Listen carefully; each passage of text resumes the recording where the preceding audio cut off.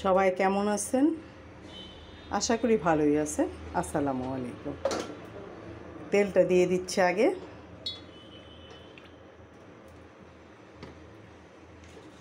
এখন দিয়ে দিচ্ছি আদা রসুন আর অল্প পেঁয়াজ পেস্ট। এটার ফ্লেভারটা একটু আগে ভেজে নিলে ভালো হয়।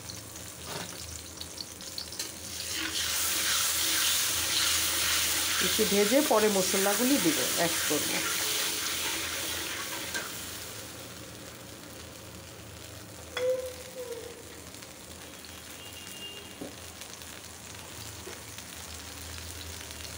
আর মশলাটা একদম কম দিয়ে দিব, অল্প। এখন একটু ভেজে নিই।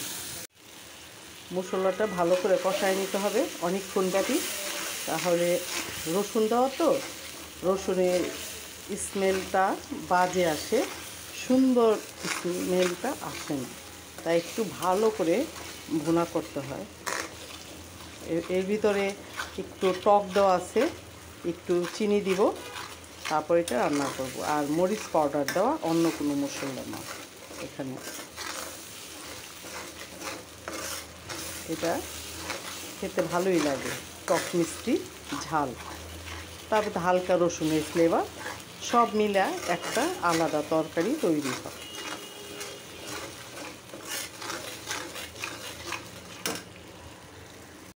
এখন মাছটা দিয়ে দিব। মাছটা একটু উঠায় ভাইজা রেখে দিয়েছিলাম, কড়া করে ভাজতে হবে। কড়া করে ভেজে একটু মশলা দিয়ে করে রেখেছি, এখন দিয়ে দিলাম।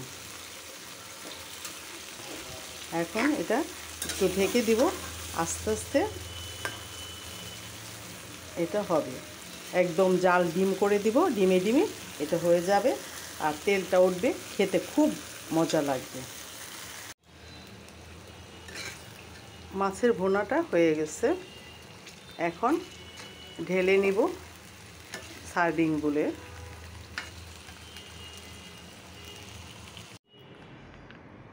হয়ে গেল মাছের রসুন মরিচ টক মিষ্টি মাছ ভুনা। খুবই মজাদার, খুবই সুস্বাদু। একবার বানিয়ে খেয়ে দেখবেন। আর যারা রেসিপিটা ভালো লাগে লাইক দিবেন, কমেন্টস করবেন, শেয়ার করবেন।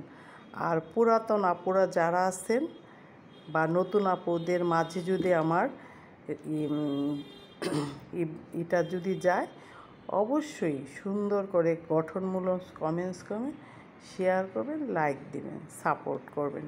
আসসালামু আলাইকুম। ভালো থাকবেন সব।